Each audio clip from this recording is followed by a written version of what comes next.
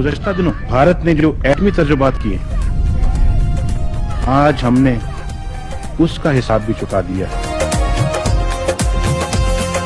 याद है वो जज्बा जो हमने जगाया था, बना के एटमी कुव्वत दुश्मन को हिलाया था।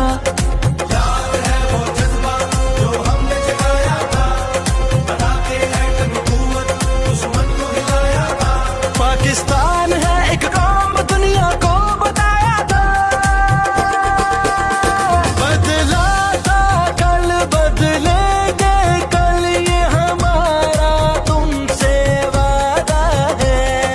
बदला था कल बदलेंगे कल, ये हमारा तुमसे वादा है। इंशाल्लाह इंशाल्लाह इंशाल्लाह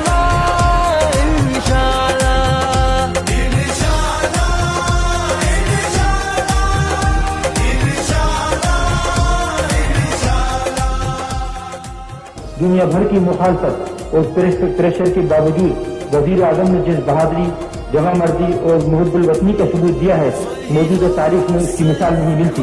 जज्बे हैं आज भी संग अपने, तरक्की खुशहाली के कदम किसी रुकावट से नहीं रुकने।